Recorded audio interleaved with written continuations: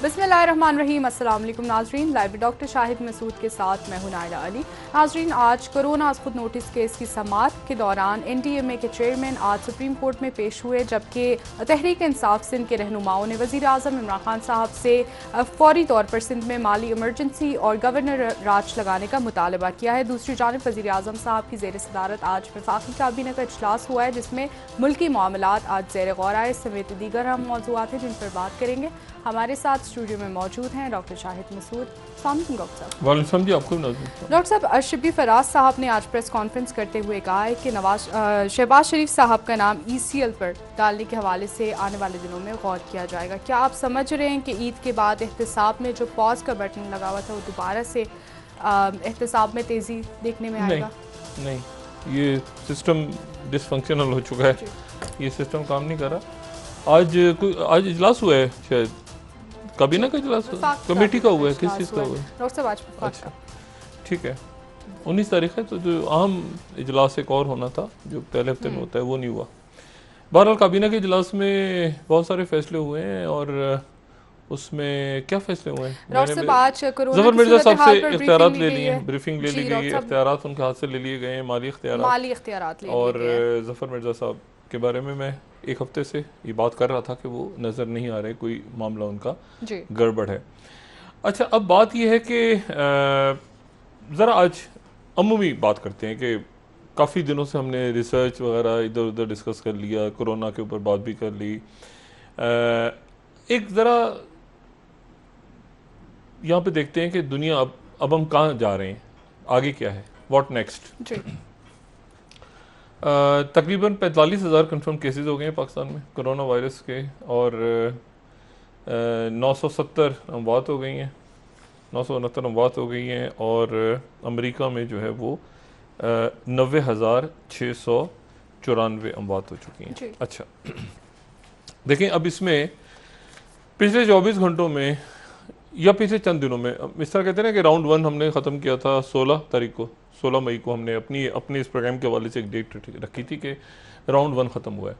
और राउंड 1 इस तरह ख़त्म हुआ है कि हुकूमतों ने आवाम से नहीं कहा कि आप लॉकडाउन हम ख़त्म कर रहे हैं, ऐसा नहीं हुआ। आवाम की तरफ से बगावत का अंदेशा था कि लोग रियासती रिट ख़त्म कर देंगे, चाहे वो अमेरिका हो, चाहे वो बरतानिया हो, चाहे वो यूरोप के ममालिक हों, और अब आने वाले दिनों में मशरिक़ वस्ता के ममालिक में भी ये इसको खोल रहे हैं लॉकडाउन को, और इंसानी ज़िंदगियां जो हैं वो एक तरफ चली गई, वो अमवात होंगी, ज़ाहिर है इन्फेक्शन फैलेगा, हॉस्पिटल पे बर्डन जाएंगे तमाम दुनिया में। वैक्सीन कौन लेकर आता है, इस पर अब जंग हो रही है। पहले चीन लेकर आ गया तो क्या होगा, ठीक है, पहले अमेरिका लेकर आ गया तो क्या होगा, पहले बरतानिया लेकर आ गया तो क्या होगा। बरतानिया के सर्वाइवल का मसला है कि उनकी जो ऑक्सफोर्ड में जो रिसर्च हो रही है सर्वाइवल, क्योंकि अगर मैं पहले भी कहा था कि अगर वो वैक्सीन बरतानिया ले आता है तो फिर जो आने वाले दिनों में जो बड़ी जंगें माशी और हर सतह पे होने जा रही हैं उसमें बरतानिया दोबारा अपनी पोजीशन रीगेन कर लेगा, वरना बरतानिया जो है वो मुकम्मल तौर पर चाइना के ऊपर डिपेंड करेगा, अमेरिका पर डिपेंड कर नहीं सकता। ट्रंप के ऊपर बिल्कुल बरतानिया बतौर रियासत, ब्रेग्जिट से आप निकल आए और आप अमेरिका की तरफ जा नहीं सकते। अच्छा, दूसरी बात जो अहम है वो ये है कि एक और धचका मोदी साहब को लगा। मतलब मैं हैरान हूँ। देखिए, मसला इंडिया का और अमेरिका का नहीं है, मसला ये है कि इंडिया की अपनी एक साख्त तब्दील हो गई है। उनका एक सॉफ्टवेयर जो है ना, उसमें कोरोना वायरस घुसा हुआ है पिछले कई अरसे से, और वो है मोदी एक अलग फिनोमिना, जो RSS फिनोमिना, हिंदुत्व की बात, एक्सट्रीमिज्म, ये बोले। अब जनाब हो क्या रहा है, आप जरा देखें, चाइना ने जब से ये फड्डा शुरू हुआ अमेरिका के साथ, 1 साल हो गया तकरीबन ट्रेड वॉर चलते हुए। अब ये बात जरा नाजरीन जरा 2 मिनट तवज्जो दें तो आपको पता चलेगा कितनी अजीब व गरीब बात हुई है।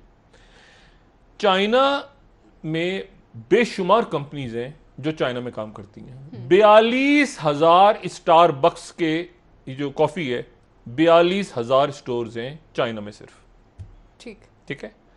और कंपनी कौन सी? अमेरिका। अच्छा, अब जितने भी आईफोन हैं, एप्पल वाले बनाते हैं ना आईफोन, वो सारे आप डब्बे देखें पीछे मेड इन चाइना लिखा होता है। अब इसी तरह से गूगल, इसी तरह से आपका माइक्रोसॉफ्ट, ये जो लैपटॉप्स, कंप्यूटर, सिस्को, भी सारा का सारा जो काम है इनका हो रहा है चाइना में, लेकिन ये है अमेरिकन कंपनियां। और चाइना में क्यों है? इसलिए है कि जी वहां पर एक तो लेबर सस्ता है। अब इंडिया भूल जाए, फिर गुजारिश है, वो इंडिया नहीं है। देखिए, एक वो इंडिया होता था जहां मजदूरों की बात होती थी। अब क्या, इंदिरा गांधी ने जब इमरजेंसी लगाई थी 70 की दिहाई में, तो बड़ी गुर्बत आ गई थी इंडिया में, बड़ी गुर्बत। और उस जमाने में फिल्में बनना शुरू हो गई थी इसी तरह से, रोटी कपड़ा और मकान, बाकी कुछ बच्चा तो महंगाई मार गई। ये उस जमाने की ये थीम था, क्योंकि इतनी गुर्बत हो गई थी 70 की दिहाई की। जितनी angry young man, Amitabh Bachchan जो निकले थे, वो यही थ्योरी थी उसके पीछे। अब वो नहीं है। अब अगर आप आज के इंडिया के हीरोज को या हीरोइंस को देखें और 70 की दिहाई के देख लें, तो 70 की दिहाई का माहौल ऐसा था कि वो दिलीप कुमार भी नहीं था, सुनील दत्त भी नहीं था, राज कपूर भी नहीं था, अमिताभ बच्चन था, जो कि एक एंग्री यंग मैन। क्योंकि माशरे के अंदर जो है वो बदहाली फैली हुई थी, तो लोगों ने अपने साथ कनेक्ट किया उसको। अब मसला ये कि अब ये इंडिया नहीं है, वो यहां पर है आरएसएस। आरएसएस जो है वो नहीं मानती, चाइना बात कर रहा है कम्युनिज्म की या सोशलिज्म की, जहां पे मसावात होनी चाहिए, जहां पर ज्यादातर फैक्ट्री शहरों में नहीं है, बीजिंग में और शंघाई में नहीं है, वो रूरल, वो जो शहरों से बाहर उनका काम हो रहा है सारा। इंडिया के अंदर अगर बदतरीन किसी के साथ सलूक हो रहा है तो मजदूरों के साथ हो रहा है, क्योंकि वो अब देखिए सड़कों पे हजारों लोग, लाखों, उनका कोई पूछने वाला ही नहीं है मजदूरों का।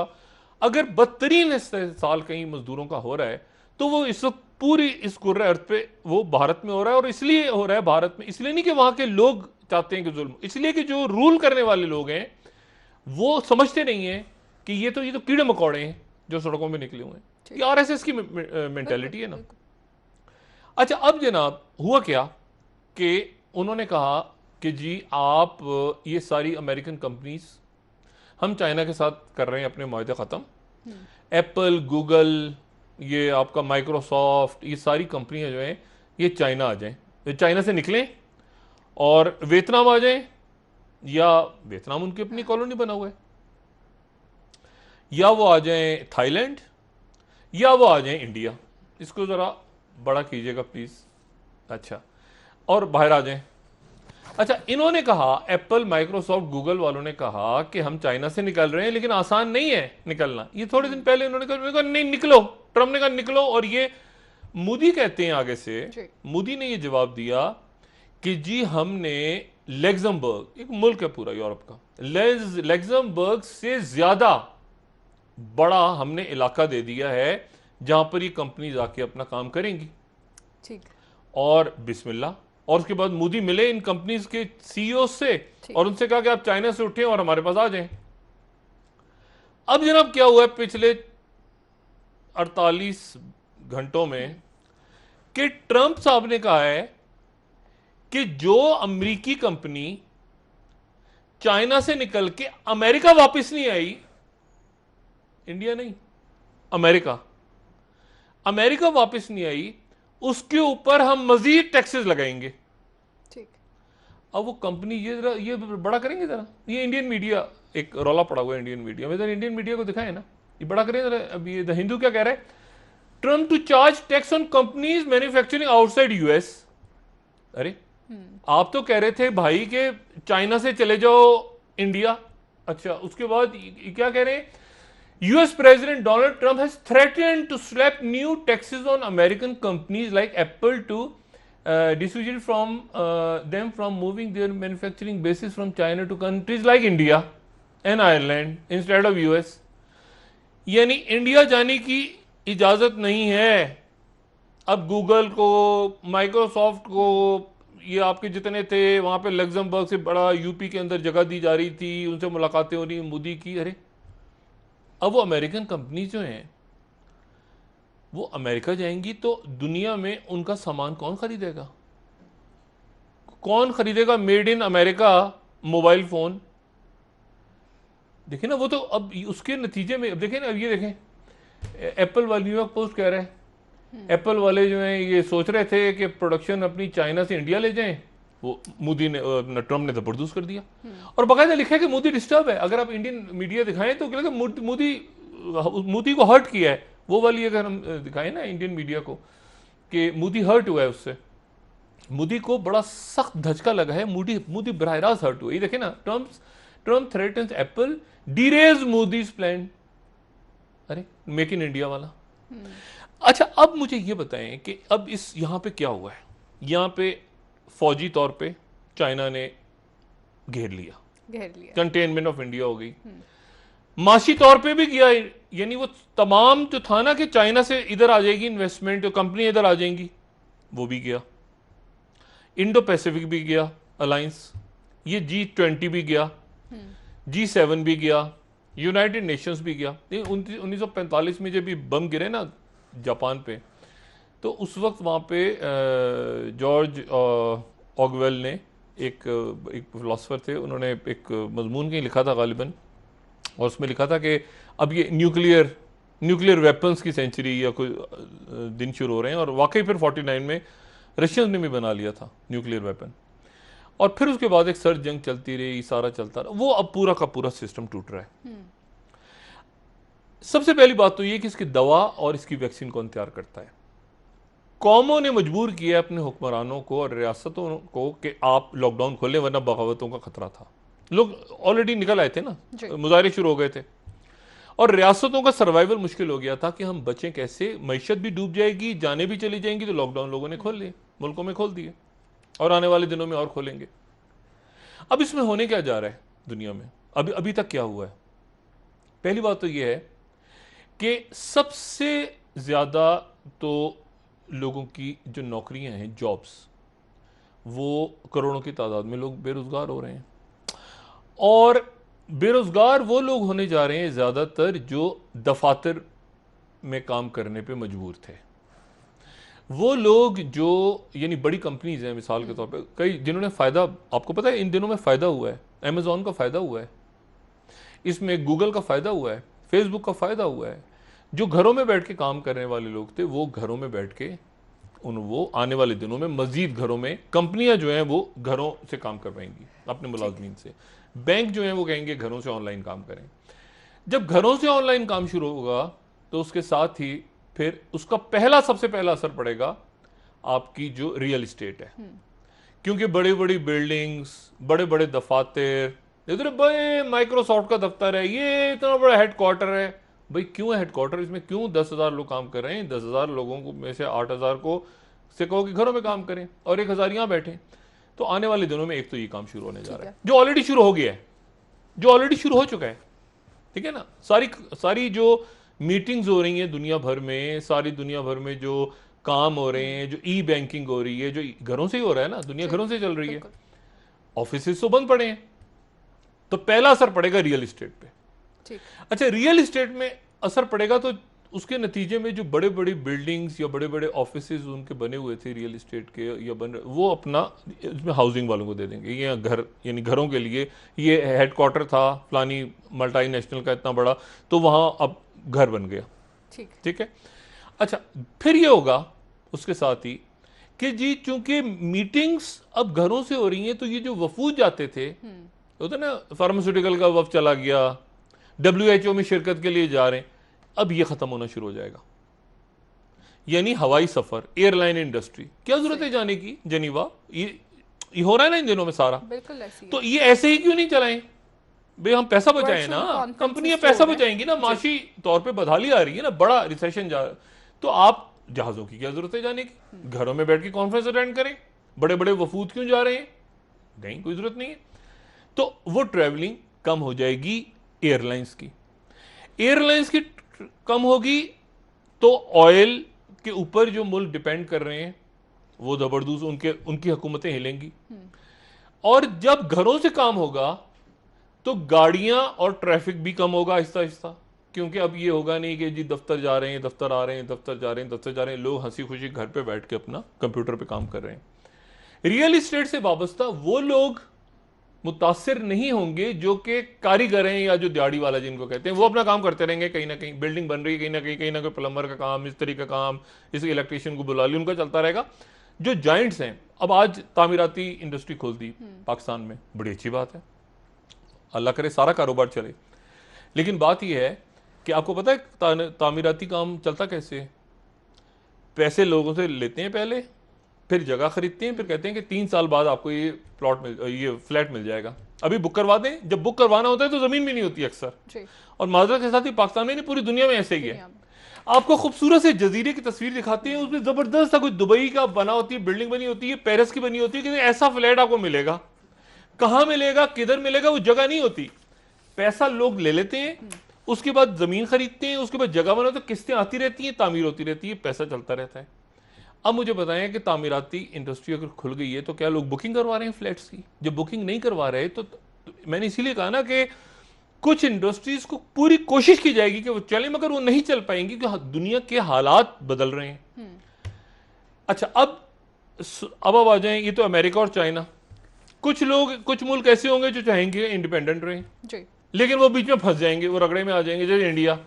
अच्छा, पाकिस्तान अभी तक बैलेंस चल रहा है, इंडिया ने तो सारे अंडे की टोकरे में डाले हुए हैं ना, वो फंस जाएंगे बीच में। वो मुल्क जो कि तेल के ऊपर डिपेंड कर रहे हैं, उन्होंने मुख्तलिफ मुल्कों में अपनी पपेट हुकूमतें बिठाई हुई थी, जो उनके पपेट्स इसीलिए बैठे हुए थे क्योंकि उनके पास तेल था। जब तेल की जरूरत कम हो जाएगी तो उसके नतीजे में, मिसाल के तौर पे लेबनान को, वो मुल्क चला रहे हैं लेबनान को, जो जिनके पास तेल की कीमत है, एक उन्होंने अपनी बिठा देते हैं, दूसरा बिठा देते हैं, तीसरा। जब तेल की प्राइसेस गिरेगी तो वहां उनका इन्फ्लुएंस खत्म होगा। ठीक है, ब्रेक ले लेते हैं डॉक्टर साहब। अच्छा, अब इसका पाकिस्तान के सियासी निजाम और ढांचे के ऊपर भी क्या असर हो रहा है? इसको मैंने कहा ना, रोकना भी कुछ चाहे ना, इस सिस्टम को रोक नहीं सकते। ठीक है, ठीक है डॉक्टर साहब, सिस्टम हैज टू गो। वापस आके आपसे सवाल से बात करेंगे। इस हवाले से नाज़रीन एक ब्रेक ले लेते हैं, हमारे साथ रहिएगा।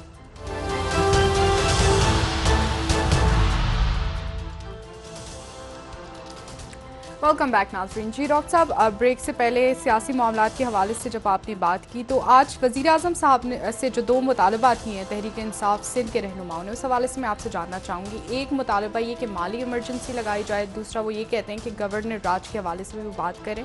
क्या आप समझते हैं कि इन हालात में वज़ीर आज़म साहब इन 2 ऑप्शन को कंसिडर करेंगे? खासकर देखें, सारे मामलात को साइड पे करके ना 3-4 चीज़ें अहम हैं सर। एक तो ये है कि वज़ीर आज़म की माशीती, क्योंकि ये फाइनेंशियल क्राइसिस आने वाले दिनों में क्या शक्ल लेता है, क्या सूरत इख्तियार हमें नहीं पता। दूसरा ये है कि गवर्नेंस का सिस्टम और वॉर कैबिनेट, ठीक है, मईशत, दिफा, बॉर्डर्स की सूरत हाल, और उसी के साथ फिर आप डिप्लोमेसी को ऐड करें, उसमें एक टास्क फोर्स बना लें। जैसे मैं हमेशा मशवरा देता हूँ कि उसमें शाह महमूद कुरैशी साहब के साथ फॉरेन सेक्रेटरीज बैठ जाएं, अच्छे एम्बेसडर्स बैठ जाएं, अब्दुल बासित साहब हैं, रियाज खोकर साहब, शमशाद अहमद खान साहब, बेशुमार, मैं किस किस का नाम लूँ, गालिब कमाल साहब बड़े ज़बरदस्त डिप्लोमेट रहे हैं, और बहुत से। तो एक उनके साथ जो हमारे मसूद खान साहब हैं, आज़ाद कश्मीर के सदर, ये चाइना में पाकिस्तान के सफ़ीर रहे हैं, कई मुल्कों में सफ़ीर भी रहे हैं इससे पहले, डिप्लोमेट हैं। तो एक वो कमेटी बन जाए, एक मईशत की बन जाए, एक जो है वो ये गवर्नेंस के हवाले से हो जाए कि शहरों के अंदर ब्यूरोक्रेट्स अच्छे बैठ जाएं, वो सारे देखें, बजाय इसके एक आदमी दूसरे गालियाँ, उसकी लॉबी, कभी वो अभी तक टांगे खींचने का जो सिस्टम है वो अभी तक चल रहा है। और जफ़र मिर्ज़ा साहब भी उसकी नज़र हुए हैं, क्योंकि वो जो इमरान खान साहब के पास रिपोर्ट गालिबन गई है उनके हवाले से, जिसमें कोई माली बदनवानी और वो सारी सेक्रेटरी को भी रात को चेंज किया। मैंने उसकी पहले भी बात की थी कि जफ़र मिर्ज़ा साहब काबिल एहतराम है, लेकिन ये जो मिनिस्ट्री है, जिस मिनिस्ट्री के अंदर ये अद्वियात और ये सारे मामला, इसमें ये मेगा करप्शन यहाँ पे होती है। अच्छा, मैं ज़रा वापस आता हूँ ये सियासी सूरत पे। तारिक चीमा साहब ने बाइकआउट किया है, उन्होंने आज ये नहीं कहा कि मैं शरीक नहीं, उन्होंने बाइकआउट किया, और हमारा और इनका मामला हुकूमत का अब चलेगा अदालतों में। और साथ ही उन्होंने जो है वो शाह महमूद कुरैशी साहब की, मुझे नहीं लगता कि आने वाले दिनों के अंदर कोई दोस्ती या सुलह होने जा रही है। शिबली फराज साहब ने आज कहा है कि ईद से पहले कमीशन की, शुगर कमीशन की रिपोर्ट आ रही है, तो लेकिन आ भी सकती है, क्योंकि वो 4 दिन ही उन्होंने गालिबन मांगे थे, तो हो सकता है वो दरमियान में दे दें। एक्टिव वाजिद ज़िया साहब one of the finest active officers हैं जो उसको लीड कर रहे हैं, और वो ज़्यादा, मतलब एक चीज़ बन जाएगी तो बन जाएगी, वो ये नहीं कि ख्वाम में वो ताख़ीर करेंगे, और इसके सब की उनकी पर्सनैलिटी नहीं है। अच्छा, अब मामला ये, अच्छा, और मैं उस पर आता हूँ ना वापस कि अब दुनिया में हम कहाँ, अब क्या होने जा रहा है। एक तो मैंने आपसे कहा कि ये रियल इस्टेट, जो है ये नहीं फौरी तौर पे खड़ी हो पाएगी। एयरलाइंस गिरेंगी, तेल के ऊपर डिपेंडेंट जितने मुल्क हैं उनको कुछ समझ नहीं आएगा। और उन्होंने आगे अगर लेबनान के अंदर बिठाया हुआ बैठी हुई हुकूमत या बाकी मुल्कों में 3-4 मुल्क जहाँ पे जंगें चल रही हैं और दरमियान में वो जंगें अपनी जगह मौजूद हैं, मिसाल के तौर पे इराक, अरबों डॉलर्स वहाँ खर्च हुए और वहाँ पे प्रॉक्सी वॉर चल रही हैं इस वक्त। देखिए ईरान, सऊदी अरब, रशिया, अमेरिका, आगे दाएं बाएं, उनके जो नए वजीर आजम आए उन्होंने हलफ भी नहीं उठाया अभी तक, कोई सर पैर नहीं है। इराक का क्या बनेगा? यमन कोलैप्स हो चुका है, फेल कंट्री है, लेकिन उसको बनेगा क्या? उसको उठाएगा कौन? यमन को। और वहाँ पर फिर अब उठाएंगे नहीं आप शाम को, या कोई बचाएगा नहीं इराक को या यमन को या लेबनान जैसे एक खूबसूरत पढ़े लिखे लोग हैं जहाँ पे अच्छा मुल्क है, या बाकी और ममालिक जो कोलैप्स हो सकते हैं, क्योंकि उन्होंने ये सब ने IMF के पास गए हैं और ट्रम्प कह रहे हैं अमेरिका फर्स्ट, अमेरिका फर्स्ट। ना कोई नेटो है, ना कोई ब्रिटेन है, इंडिया को भी जबरदस्त करके कह रहे हैं अमेरिका फर्स्ट। अच्छा, अब मामला ये है, तो इस पूरी सूरत हाल में यहाँ पर फिर इंतहा पसंदी बढ़ सकती है, इंतहा पसंदी बढ़ेगी और गैर रियासती अनासिर जो हैं वो तकवीर पा सकते हैं पूरी दुनिया में। अच्छा, नफरत फैलेगी एक दूसरे के साथ कि ये हमारे मुल्क में क्यों आया है, ये हमारे मुल्क में बीमारी लेकर आया था। और आहिस्ता आहिस्ता इमिग्रेशन के कवानीन सख्त हो जाएंगे और ये होगा कि ये तो बाहर के लोग आ गए हैं यूरोप में, इंडिया से, बांग्लादेश से, पाकिस्तान से, सोमालिया से, ये क्यों आए हैं? हमारे तो अपने पास वेंटिलेटर्स नहीं होते, हमारे अपने पास अस्पताल नहीं होते, ये यहाँ पे क्यों आ गए हैं? तो इमिग्रेशन के लॉज, वीज़ाज़ के लॉज, ये सारे जो हैं ये सख्त होने जाएंगे और टूरिज़म इंडस्ट्री जो है उसका भी एक रंग चेंज हो जाएगा। अच्छा, बड़े शहरों की वैल्यू कम होगी पूरी दुनिया में, क्योंकि बड़े शहर ही सबसे ज़्यादा तबाह और बर्बाद हुए हैं। सबसे बड़ी मिसाल अब न्यूयॉर्क की लें, न्यूयॉर्क, लंदन, ठीक है, बड़े शहरों में हुआ है ना। अच्छा, इसी तरह से तो बड़े शहरों का जो एक जहन में था कि बड़े शहर में है तो हम ज़्यादा महफूज होंगे, आहिस्ता आहिस्ता आबादियाँ जो हैं, चाहे वो तरक्की पजीर ममालिक हों या दूसरे हों, वो गाँव की तरफ, रूरल एरियाज़ की तरफ शिफ्ट होंगी।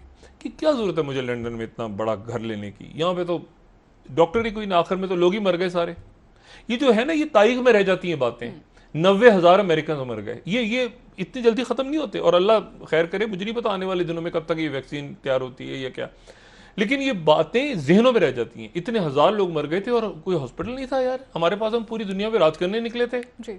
हमारे पास वैक्सीन नहीं थी, हमारी नर्सेज मर गई, हमारे डॉक्टर्स मर गए। और पाकिस्तान में भी मुझे नहीं पता आने वाले दिनों में क्या हालात पैदा होते हैं, लेकिन पाकिस्तान में अगर सबसे कम किसी की बात सुनी गई तो डॉक्टर्स की सुनी गई या उलमा की सुनी गई। ठीक है, उलमा की भी नहीं, यानी बाजार खुल गए, मार्केट्स खुल गई हैं, अंजुमन ताजरान सब इधर उधर दाएं बाएं। मसाजिद के बारे में पहली जब रमज़ान शुरू हुआ तो उससे पहले बात हुई और आज एतिकाफ चल रहा है आखिरी 2 दिन, किसी ने उलमा भी चुप होकर खामोश होकर बैठ गए। वो बात करते हैं तो एक खास तबका खड़ा हो जाता है, बाजार खोलो, मार्केटें खोलो, ये कपड़ों की चूड़ियों की दुकानें खोलो और मसाजिद, आप अंदाजा लगाएं। और किसी का ध्यान सबका जा रहा है, इस वक्त अमेरिका सबका ध्यान जा रहा है कि अच्छा जी कराची की ट्रेनें कब खुलेंगी, ये क्या होगा। कोई ये नहीं सोच रहा कि हरम शरीफ इस वक्त वहाँ पर इन दिनों में लाखों, हज से ज़्यादा वहाँ पे लोग मौजूद होते थे। मस्जिद नबवी भरी होती थी, मस्जिद क्या, मस्जिद पूरे शहर भरा होता था। और वहाँ के बारे में लोग इस वक्त बात ना करके और बजाय इसके तौबा इस्तग़फ़ार, आखिरी अशरा है इसमें, अब ज़ाहिर है लोगों ने कारोबार भी करना है, उनको बुरा नहीं मैं कह रहा, उन्होंने उनकी रोटी चलनी है, उनका घर चलना है, लेकिन मुझे बताएं कि किसी ने आवाज़ उठाई। और अगर कोई उलमा बात भी करते हैं तो दूसरी तरफ से वो एक ऐसा तबका मुल्क में मौजूद है, वो एकदम से आ जाए, ये मौलवी, ये क्या है मस्जिद में, उससे कोरोना ही याद, जो बाजारों का खुलने का टाइम आया तो सबको, शॉपिंग मॉल्स में सबको याद आ गया। उस वक्त किसी को याद नहीं आया कि मसाजिद में तो आप जाने से पहले वजू करते हैं, बिल्कुल आपको तो आपको कुदरती तौर पे, और जब इत्तिकाफ में बैठते हैं तो वैसे ही आप सोशल डिस्टेंसिंग होती है। 12 अच्छा, अब एक तो ये हो गया, तो शहरों की प्रॉपर्टीज की कीमतें गिरेंगी, ठीक है, ब्लॉक्स खत्म होंगे और ग्लोबल सप्लाई चेन्स खत्म हो का मुस्तकबिल बड़ा खतरनाक है। कि मैं चीन में बैठा हूं और मैं सोच रहा हूं कि मेरे पास कोई चीज अफ्रीका से आएगी या अमेरिका से आएगी, तो वो जहाज कब चलेगा, कब खत्म होगा, और रास्ते में कोई और वॉरशिप्स आ गई, ठीक है। ये जो कैटरपिलर, मैं एक वक्त भी जाने से पहले आपको बताऊं, सॉरी, कैरियर किलर्स, ये कैरियर किलर्स है ना, जो कि इनके हाइपरसोनिक मिसाइल्स हैं, हाइपरसोनिक मिसाइल्स DF-21D, अच्छा, DF-21D जो है ना, ये चाइना के हाइपरसोनिक मिसाइल्स हैं। इनको कहते हैं कैरियर किलर्स। हाइपरसोनिक का मतलब है आवाज की रफ्तार से तेज। अब ये वो कैटरपिलर कह रहा हूं, कैरियर किलर्स हैं। कैटरपिलर तो एक और कंपनी है अमेरिका की, जिसने कहा है कि हम चीन से नहीं जा रहे बाहर, हमारी 30 कंपनियां चल रही हैं, फैक्ट्रीज ट्रंप को उन्होंने ना कर दी, उन्होंने कहा हम चीन में काम करेंगे। अमेरिकन कंपनी है, वो कह रहे हम चीन में काम करेंगे। ये जो कैरियर किलर्स हैं, ये पूरे के पूरे पैसिफिक और 1450 किलोमीटर तक, ये ना सिर्फ समंदर के अंदर बल्कि ये एंटी सैटेलाइट भी हैं। ठीक, ये एंटी सैटेलाइट सही मिसाइल सिस्टम है, ना सिर्फ एंटी वॉरशिप, यानी ना सिर्फ ये कि एंटी एयरक्राफ्ट, एंटी सैटेलाइट, यानी कि इनको स्पॉट करना बहुत यानी मुश्किल। नहीं एंटी सैटेलाइट, ये ऊपर सैटेलाइट जा रहा है उसको उड़ा देंगे ये मिसाइल। आप इनकी थोड़ा सा ऊपर नीचे कर दें तो यानी ये इस हद तक खौफनाक टेक्नोलॉजी होती है। टेक्नोलॉजी का जो खेल है उसने पाबंद कर दिया है अमेरिका को कि आगे वो जंग की तरफ ना जाए, क्योंकि चाइना जो है वो टेक्नोलॉजी की बेसिस पे, जो मैंने कहा ना, अमेरिका को ब्लीड करवाता रहा है। 2001 के बाद अमेरिका को ब्लीड करवा के 2001 में एंटर हो गया WTO में, और अमेरिका ब्लीड होता रहा जंगों में, वो चीन चुप करके बैठा रहा, और जब वो निकल के आया है तो खुल के सामने आ गया है। उसने सारे के आप देखें ऐसा अपने एग्रेसिव चाइना का। डॉक्टर साहब ब्रेक ले लेते हैं, वापस आके आपसे मजीद भी बात करेंगे। शहबाज शरीफ साहब का नाम ECL में डालने के हवाले से आशिफ फराज साहब ने भी बात की है। नाज़रीन एक ब्रेक लेते हैं, वापस आएंगे, सियासी मामलात पर भी डॉक्टर साहब से बात करेंगे, हमारे साथ रहिएगा।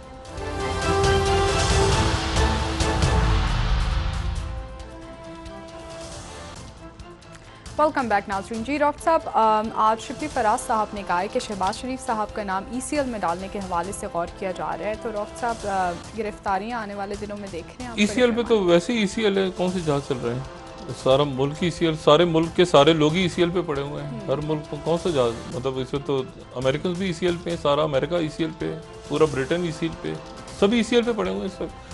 एक बात, दूसरी बात यह कि देखें शहबाज शरीफ साहब इस प्रोग्राम में आज से कई माह पहले बात हो चुकी है कि शहबाज शरीफ साहब की बात चल रही है और नवाज शरीफ साहब के हवाले से चल रही है। अब चूंकि शहबाज शरीफ साहब दोबारा आए और खुल के कहने लगे हैं कि मेरी बात तो हो रही है, मैं तो बात करता हूँ, मैं तो बड़ी, तो जाहिर है कि ये हुकूमत को, इमरान खान साहब की बात नागवार गुजर रही है। और लेकिन जाहिर है कि बीइंग प्राइम मिनिस्टर उनके नॉलेज में बहुत सारी बातें हैं। तो जब ये धरना वरना ख़त्म हुआ था तो उसके बाद वाक़यात हुए हैं ना, मुस्लिम लीग का जहांगीर तरीन साहब, और जब MQM भी, हाँ, उसमें बड़ी आम शख्सियात ने बैठ के ऐसे दुआ हुई थी, फैसला हुआ ना धरना ख़त्म होने का, उसके बाद ऐसे दुआ करके सब ने कि अच्छा अल्लाह ताला जो भी हमारे दरमियान मामला तय हो रहे हैं वो अल्लाह ताला कबूल फरमाए। उसमें गैर सियासी शख्सियात भी थी, उन सब ने दुआ पढ़ी और कबूल करके फिर एक दूसरे को मिठाई भी खिलाई थी। इस तरह उसके बाद धरना खत्म हुआ था। इमरान खान साहब को पता होना चाहिए। आज वफाकी काबीना के इजलास में काफ लीग नहीं आई, नहीं काफ लीग नहीं, तारिक चीमा साहब ने कहा ना हम बैकआउट करेंगे, अदालतों में जाएंगे। मैं आपको देखें सिर्फ एक बात यहाँ पे ये बताऊं कि ये जो चाइना का इशू है ना, चाइना और अमेरिका का आने वाले दिनों में, फिर टाइम हो तो सियासत पे बात कर लेंगे, ये इसमें कहीं दरमियान में देखें ग्लोबल सप्लाई चेन होती है। मैंने कहा ना समुद्रों के रास्ते कार्गो चल रहा है कई हफ्ते, वो चूंकि खतरे में पड़ गया ना, वो ट्रम्प कह रहा है कि अमेरिका फर्स्ट, तो इसका मतलब है आपको चाइना से नहीं चीजें चाहिए, चाइना यहां बनाओ हर चीज, वरना मैं टैक्स लगाऊंगा। अमेरिकन कंपनियां इनकार कर, अब वो पॉपुलिज्म का जो दौर था ना, एक दौर चंद माह पहले तक हम डिस्कस करते थे, दुनिया में ताकतवर लीडर्स, यानी वो जो पॉपुलर बातें करें, ट्रंप है, मोदी है, ये यूं कर देंगे, ऐसे कर देंगे, वो शायद आने वाले दिनों में वो भी कुछ अपनी जगह से हिल जाए, क्योंकि लोग जितनी तवक्को कर रहे थे उतनी तवक्को जब नहीं पूरी होती तो उतना ही ज्यादा गुस्सा भी निकलता है। बिल्कुल कि यार ये आदमी तो कह रहा था कि मैं पूरी दुनिया को फतह करके लाऊंगा, इससे तो ये 1 एकड़ की जमीन नहीं फतह हो सकी। तो उसके नतीजे में वो जो पॉपुलिज्म था कि पॉपुलर बातें करो, लोगों से कहो ये कर देंगे, वो ऐसे कर दूंगा, वो चूंकि हो नहीं रहा नीचे, तो लोगों का ज्यादा गुस्सा अब निकल रहा है उन लीडर्स के ऊपर जो पॉपुलिस्ट बातें करते रहे और जिन्होंने डिलीवर कुछ नहीं किया। इससे पहले तो ये बात चल रही थी ना कि घोड़े पे बैठ के आएगा और फतह करेगा हाथ में तलवार लेके, अब वो चूंकि नहीं हो रहा और लोग सड़कों पे रुल रहे हैं, बीमार पड़े हैं, मर रहे हैं, तो इसीलिए मेरा ख्याल है आने वाले दिनों में ये जो पॉपुलिज्म है शायद ये भी खत्म हो जाए और लोग ढंग की बात करने पे आ जाए। बहुत शुक्रिया जी नाज़रीन, प्रोग्राम का वक्त खत्म हो गया है, कल इंशाल्लाह दोबारा आपसे मुलाकात होगी। मुझे नाला अली को इजाजत दीजिए, अल्लाह हाफिज़ जी। डॉक्टर अपना दोस्तों रिश्तेदारों गुर्दोनवा के लोगों का सब ख्याल रखिएगा। अल्लाह हाफिज़।